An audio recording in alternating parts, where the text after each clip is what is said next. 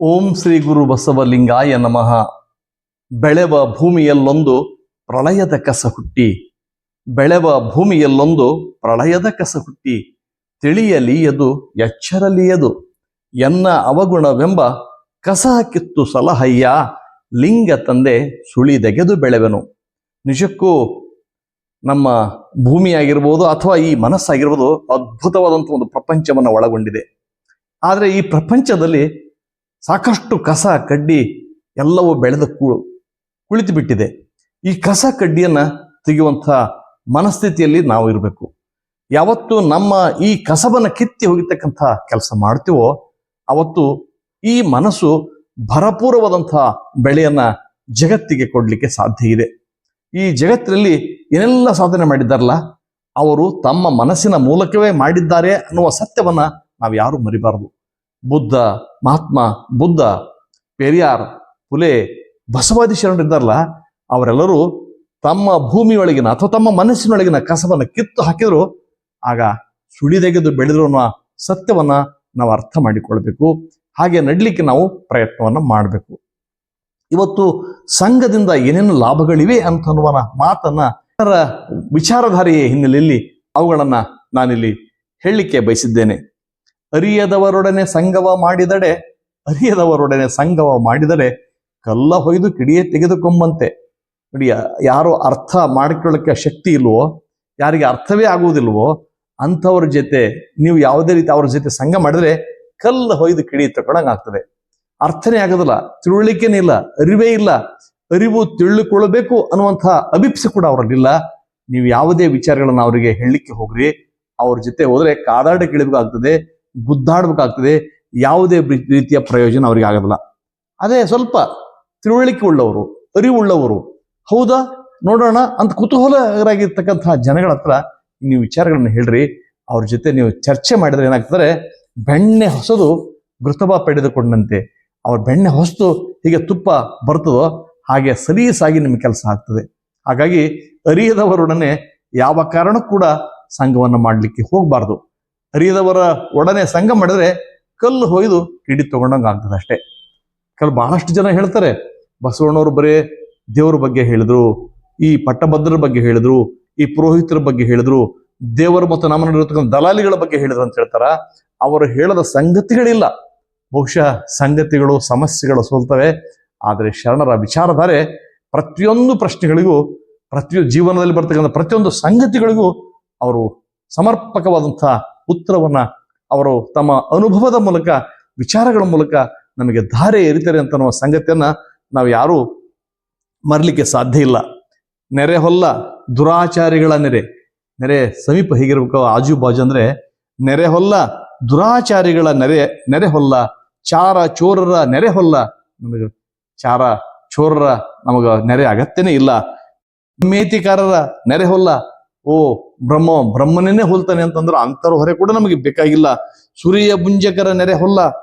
ಸೂರ್ಯ ಬುಂಜಕರು ನಿತ್ಯವೂ ಧಾರಾಳವಾಗಿ ಕುಡಿದು ತೂರಾಡ್ತಿರ್ತಾವ, ಅಂಥವ್ರು ಕೂಡ ನೆರೆ ಬೇಕಾಗಿಲ್ಲ. ನೆರೆ ಹೊಲ್ಲ ಹಸಿಯ ಡಂಬಕರ ಬಿರುಗಾಳಿಯ ಸಂಘದಿಂದ ಜ್ಯೋತಿ ಹಿಡಿದು ಹೋಗುವಂತೆ. ಇಂಥವ್ರ ಸಂಘ ಮಾಡಿದಂದ್ರೆ ಬಿರುಗಾಳಿಗೆ ಹೀಗೆ ಜ್ಯೋತಿ ಆರಿ ಹೋಗ್ತದೋ ಹಾಗೆ ನಮ್ಮ ಪರಿಸ್ಥಿತಿ ಆಗ್ತದೆ. ಇಂಥಪ್ಪ ಪಂಚ ಮಹಾಪಾತಕರ ಸಂಘದಲ್ಲಿ ಇದ್ದವಂಗೆ ಅನಂತಕಾಲ ಮಾಡಿದ ಪುಣ್ಯವು ಕೆಟ್ಟು ಮುಂದೆ ಪಾಪದ ಬುತ್ತಿಯು ಕಾಡುವುದು ಅಖಂಡೇಶ್ವರ.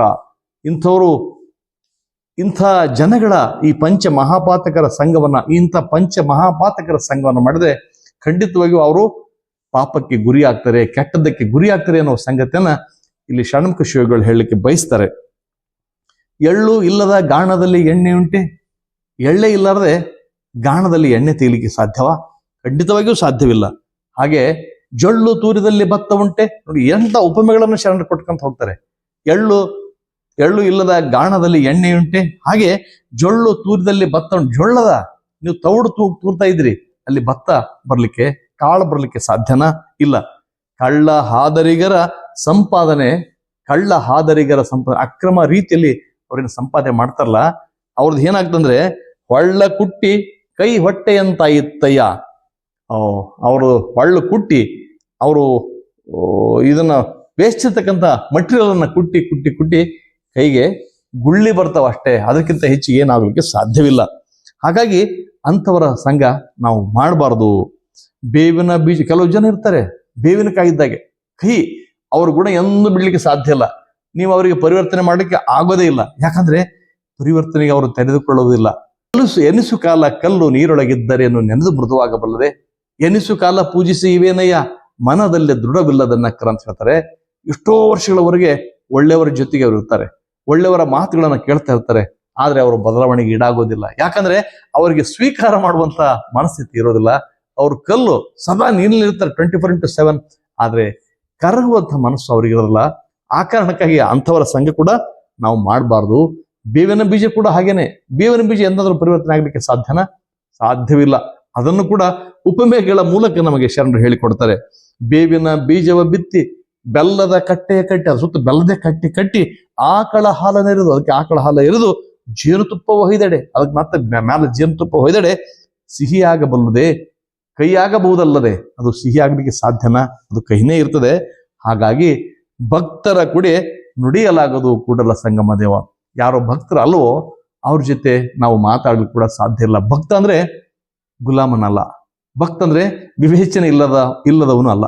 ಭಕ್ತ ಅಂದ್ರೆ ಕೇವಲ ಧಾರ್ಮಿಕ ಆಚರಣೆಗಳನ್ನ ಮಾಡಿಕೊಂಡು ಹೋಗ್ತಕ್ಕಂಥ ವ್ಯಕ್ತಿಯೂ ಅಲ್ಲ. ಭಕ್ತ ಅಂದ್ರೆ ಪ್ರಜ್ಞಾವಂತ, ಭಕ್ತ ಅಂದ್ರೆ ಪರಸ್ಪರ ಪ್ರೀತಿಸುವವನು, ಭಕ್ತ ಅಂದ್ರೆ ಯಾರನ್ನ ನೀವು ತಿರಸ್ಕಾರನ ಕಂಡಿದ್ರೋ ತಿರಸ್ಕಾರನ ಕಂಡಂತ ವ್ಯಕ್ತಿಯ ಎಡೆಗೆ ಹೋಗಿ ಅವರನ್ನು ಪ್ರೀತಿಸಬಲ್ಲವನು ಭಕ್ತ. ಅವರ ಆಲೋಚನೆಗಳ ಜೊತೆ, ಅವರ ಅನುಭವಗಳ ಜೊತೆ ತನ್ನನ್ನು ಮಿಳಿತ ಮಾಡಿಕೊಳ್ಳುವವನೇ ಭಕ್ತನೇ ಹೊರತು ಭಕ್ತ ಅಂದ್ರೆ ಡಾಂಬಿಕ ಅಲ್ಲ, ಭಕ್ತ ಅಂದ್ರೆ ವೇಷಧಾರಿ ಅಲ್ಲ, ಭಕ್ತ ಅಂದ್ರೆ ಕೇವಲ ಧಾರ್ಮಿಕ ಚಿಹ್ನೆಗಳನ್ನ ಒತ್ತುಕೊಂಡ ವ್ಯಕ್ತಿಯು ಅಲ್ಲ ಅಂತ ಅನ್ನೋದನ್ನ ನಾವು ಸ್ಪಷ್ಟವಾಗಿ ಗಮನಿಸಬೇಕಾಗ್ತದೆ. ಮತ್ತು ಸಂಘ ಎಂಥದ್ದಿರ್ಬೇಕು ನಾವು? ಸಂಘಲೇಸು ಅಂತ ಮತ್ತೊಂದು ವಚನದಲ್ಲಿ ಹೇಳ್ತಾರೆ.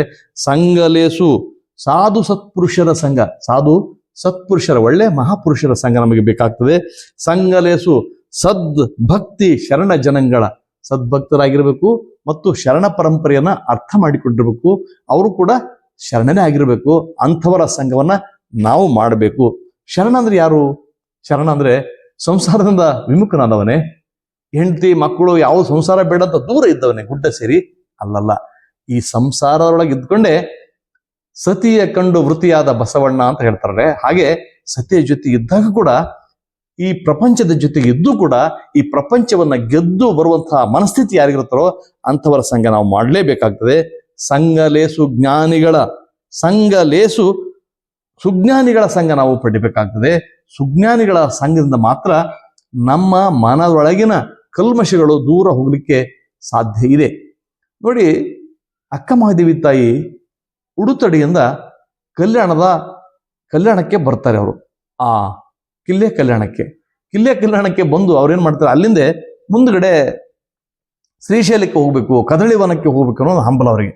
ಆದರೆ ಶರಣರ ಸಂಘದಲ್ಲೇ ಬಂದಾಗ ಆ ಶ್ರೀಶೈಲನ್ನ, ಆ ಕದಳಿಯನ್ನ ಆ ತಾಯಿ ಮರೆತು ಏನ್ ಹೇಳ್ತಂದ್ರೆ, ಹಾಡುವುದು, ಪಾಡುವುದು, ನಲಿದಾಡುವುದು, ಶರಣರ ಜೊತೆ ಸರಸ ಸಮ್ಮೇಳವಾಗಿ ಪುದಯ, ಶರಣರ ಜೊತೆ ಸೇರಿ ಸರಸ ಸಮ್ಮೇಳನವನ್ನು ಇಲ್ಲಿ ಮಾಡಬಹುದು.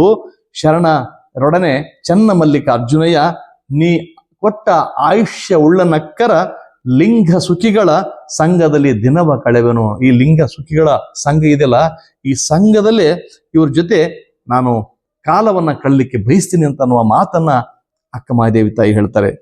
ಮತ್ತು ಇನ್ನೊಂದು ಕಡೆ ನೋಡ್ಬೋದು ನಾವು, ಅಗ್ನಿಯ ಸಂಘದಿಂದ ಕಾನನ ಕೆಟ್ಟಂತೆ, ಅಗ್ನಿಯ ಸಂಘದಿಂದ ಕಾನನ ಕೆಟ್ಟಂತೆ, ಜ್ಯೋತಿಯ ಸಂಘದಿಂದ ಕತ್ತಲೆ ಕೆಟ್ಟಂತೆ, ಅಗ್ನಿಯ ಸಂಘದಿಂದ ಕಾನನ ಕೆಟ್ಟಂತೆ, ಜ್ಯೋತಿಯ ಸಂಘದಿಂದ ಕತ್ತಲೆ ಕೆಟ್ಟಂತೆ.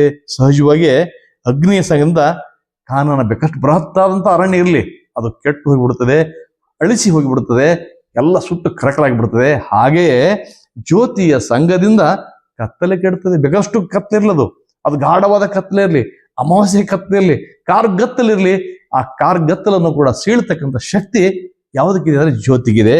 ಹಾಗೆ ಪುರುಷದ ಸಂಘದಿಂದ ಕಬ್ಬಿಣ ಕೆಟ್ಟಂತೆ, ಪುರುಷ ಬಂತ ಅವಲೋಹ ಲೋಹಾಗಿ ಪರಿವರ್ತನೆಗೊಳ್ಳುತ್ತದೆ ಅಂತ ಶರಣರಲ್ಲಿ ಹೇಳ್ತಾರೆ. ಲಿಂಗಾನುಭವಿಗಳ ಸಂಘದಿಂದ, ಲಿಂಗದ ಅನುಭವಿಗಳು, ಅದರಿಂದ ಮೈಯೆಲ್ಲ ಲಿಂಗವಾಗಿರ್ತಕ್ಕಂಥವ್ರು, ಕರ್ಣೇಂದ್ರಿಯಗಳೇನು ಇದಲ್ಲ, ನಾವು ಕಾಣ್ತಕ್ಕಂಥ ಕರ್ಣೇಂದ್ರಿಯಗಳು ಲಿಂಗೇಂದ್ರಿಯಗಳಾಗಿ ಪರಿವರ್ತನೆಗೊಳ್ತವೆ. ಯಾರಿಗೆ ಆಗ್ತಂದ್ರೆ ತನ್ನಂತೆ ಇನ್ನೊಬ್ರು, ತನ್ನ ಒಳಗೆ ಹೇಗೆ ಶಕ್ತಿ ಇದೆಯೋ ಇನ್ನೊಬ್ಬನೊಳಗೂ ಅದೇ ರೀತಿಯ ಶಕ್ತಿ ಇದೆ ಅಂತ ಯಾರು ಅರ್ಥ ಮಾಡಿಕೊಳ್ತಾರೋ ಆ ಮನುಷ್ಯ ಲಿಂಗಾಂಗಿ ಆಗ್ತಾನೆ. ಈ ಲಿಂಗಾನುಭವಿಗಳ ಸಂಘದಿಂದ ಎನ್ನ ಹುಟ್ಟು ಹೊಂದುಗಳು ನಷ್ಟವಾಗಿ ಕೆಟ್ಟು ಹೋದವು ನೋಡ ಅಖಂಡೇಶ್ವರ ಅಂತ ಹೇಳ್ತಾರೆ ಜವರಿಗೆ ಷಣ್ಮುಖ ಶಿವೆಗಳು. ಸಂಘದಿಂದ, ಸಂಪರ್ಕದಿಂದ ಖಂಡಿತವಾಗಿಯೂ ಕೆಟ್ಟವನು ಒಳ್ಳೆಯನು ಆಗ್ಲಿಕ್ಕೆ ಸಾಧ್ಯ ಇದೆ. ಆ ಕಾರಣಕ್ಕೆ ಬಸವಣ್ಣವ್ರು ಹೇಳುದು, ಸಾರ ಸಜ್ಜನರ ಸಂಗವ ಮಾಡು, ದೂರ ದುರ್ಜನರ ಸಂಗ ಬೇಡವಯ್ಯ. ಸಾರ ಸಜ್ಜನರ ಸಂಗವ ಮಾಡು, ಸಾರ ಸಜ್ಜನರ ಸಂಘವನ್ನ ಮಾಡ್ಬೇಕಾಗ್ತದೆ.